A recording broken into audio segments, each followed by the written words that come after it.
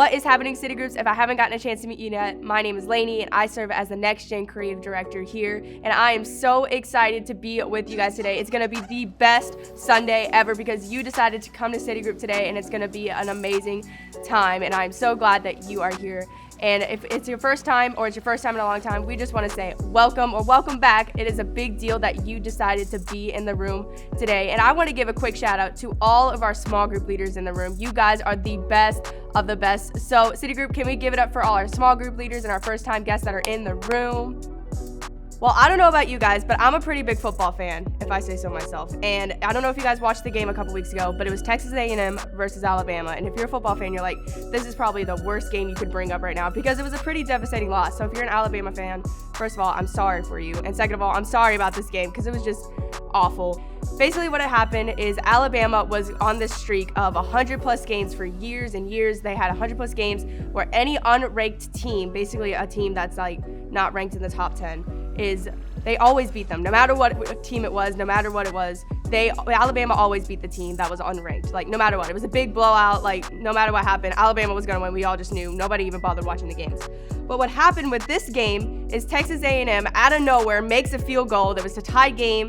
It was I think 38-38 or 37-37, and all of a sudden Texas A&M kicks a field goal and they make it with like 4 seconds left, and Alabama loses for the first time in years. It was the most devastating loss in college football history. It was awful. So again, if you're an Alabama fan, I'm sorry to be traumatizing you right now, but it was a pretty big deal that Alabama had lost. They went from number 1, the best team in all of the United States, to number 5. How insane is that? How you could go from being on top to being the best of the best, and then all of a sudden you're just bumped down. And imagine being like the coach or the team of Alabama. Like after that game, imagine like what they went through, the loss that they had, how they had to bounce back from being number 1 to number 5. How are they going to get back to the top? How are they going to be better in practice? What are they going to do to make it better? Imagine being that team. Imagine being the best, and now you're not. Like that's probably something really hard that you had to go through. But notice how easy it was for them just to give up. Notice how easy it was for them to just say, well, we aren't number 1 anymore, or so we might as well just not try anymore. Or we lost everything, lost our ranking, we lost our streak, we can never get that back. But that's not what happened. You could see that they never gave up on the goal, and they came back to destroying the next team that they played. They never gave up on the long-term goal. This reminds me of a person in the Bible, and his name was Joseph. Somebody out there say Joseph. You gotta say it just like that one more time. Joseph. You can find Joseph's story in the book of Genesis. And a quick rundown, if you don't know the story of Joseph. Joseph had 11 brothers. 11. Imagine having 11 siblings in your house. I cannot imagine that. And that's a lot of siblings. And going back to the whole football thing, that is a whole football team on the field. That is 11 players. That is 11 people. He had 11 brothers. That's a whole tangent. Anyway, the story goes on to say that Joseph was their father's favorite son.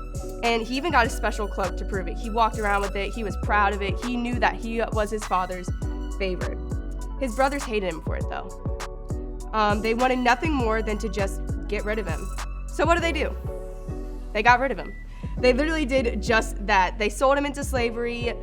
They told his dad that he died, like he's gone, like he isn't here anymore. And Joseph goes through this whole thing where he was sold in slavery. He actually got falsely accused for something and went to jail for it. And he basically had nothing. He had nothing in his life anymore. He went from being the best of the best to now having nothing. But get this. Joseph never lost sight of what God had planned for him. He never lost hope in God. He knew God had bigger plans for him than just this, because God told Joseph that he had plans for him. Joseph had this awesome skill where he could interpret dreams, and he got a dream from God saying that he had a plan for him and he had more in store for him. And Joseph never lost sight of that. He kept positive.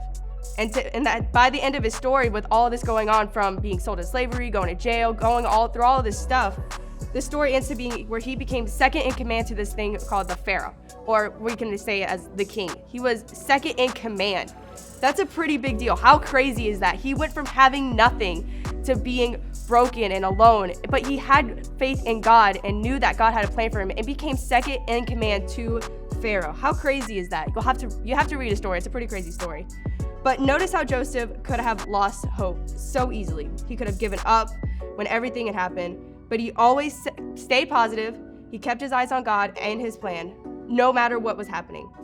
In Genesis 39:20-21, it says this: "But while Joseph was there in prison, the Lord was with him. He showed kindness and granted him favor in the eyes of the prison ward." No matter where Joseph was, God was with him. When he faced through tough trials and negative things happening in his life, Joseph kept his eyes on God. And you might be here today and you're saying, Lainey, there's no way. You have no idea what I'm going through. You have no idea what it is my parents said to me the other day or the friend group is saying to me. I'm here to tell you today, God is for you. He is not leaving you or forsaking you. He's not leaving you alone. He is for you, and he wants to help you going through these tough times. He sees what you're going through. He's on your side, and he will never leave you. So this is my challenge for you. Ready? If you're not taking notes, write this down, because you're going to want to write this down. So just keep going, stay focused on God, and keep going after him. Keep talking to him. Keep having those conversations and being real with him. He wants to hear those things. He wants to know what exactly it is that you are feeling and what it is that you're going through, because it helps. It helps having that figure in your life being like, hey, this is what I'm dealing with.